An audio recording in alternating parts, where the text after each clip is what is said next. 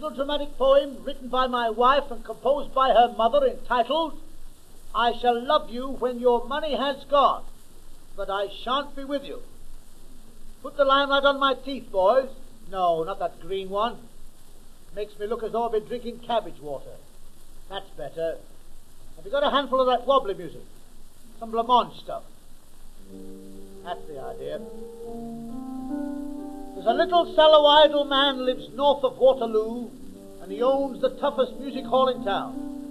There are broken-hearted comics. There's a graveyard for 'em too, and the gallery gods are ever gazing down. He was known as Fred Karno in the pubs round Waterloo, and he wore a green tie with a diamond pin. He was worshipped in the ranks by the cabmen and the swanks, and the coalman's daughter loved his double chin. He had loved her all along, and despite his ong-bong-pong, the fact that she loved him, they say, was right, though her complexion was a fake, and her teeth were put and take, put in by day and taken out by night. 'Twas the 15th anniversary of her 22nd year, so he smiled at her as sweetly as a hog, and asked what present she would like, and jestingly she said, your green tie for my little yellow dog. Fred Karno seemed in a trance, and his heart slipped through his pants, but he tried his utmost not to look a wreck, so he handed her the tie and kissed her hand goodbye. When he bowed his head, she bit his neck. Later on, Karno came to.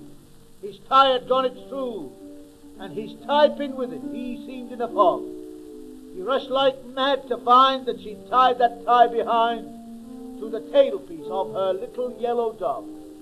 She was screaming like a child, and the dog was running wild, fighting policemen as he galloped up the straight.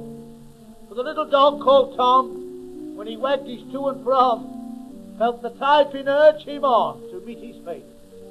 The dog returned at dawn, with his windscreen slightly torn, and unseen took something from the lady's room.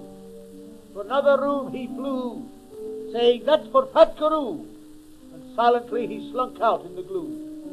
When Karno jumped into bed, he'd have wakened up the dead, with a scream he gave as he fell like a log. Her false teeth, they were buried in the seat of Fred Karno. 'Twas the vengeance of that little yellow dog. There's a cockeyed yellow poodle to the north of Gonga Pooch. There's a little hot rust bun that's turning green. There's a double-jointed woman doing tricks in Choo Chin Chow. And you're a better man than I am, Gonga Din. That's your cue.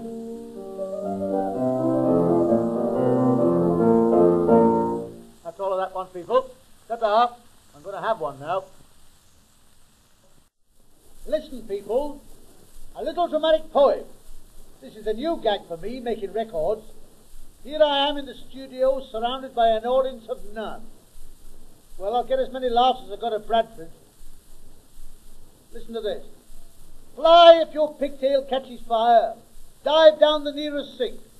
Remember, if you wash a pancake, its underwear is sure to shrink. Once I was a twister, just like you. Had rickets, false teeth, and no hair. Do you remember when mice wore spats? You do. You're a liar, Devil McCare. Devil McCare who shampooed corn to cover his awful past. Devil McCare, the cow heel taster, and a bachelor's son to the last. Some of you tell how you beat the book. Aye, brag on a flush and pear, when you scatter the giblets in the tube with dirty old Devil McCare. You were lucky at finding things not lost, like a milkmaid milks with pliers. So mothers, nurse your babies. If you can't, use Dunlop tires. Not that a lamppost wags its tail, because a gherkin's legs are square, but little remains of the crystal set of dirty old Devil McCare. How do I live? On the parish. Where do I sleep?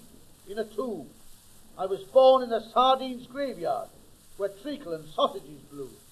To sleep on your back in a haunted house, and dream of rats with bobbed hair, fighting boss-eyed bulls and knock-kneed cows, puts the wind up, Devil McCare.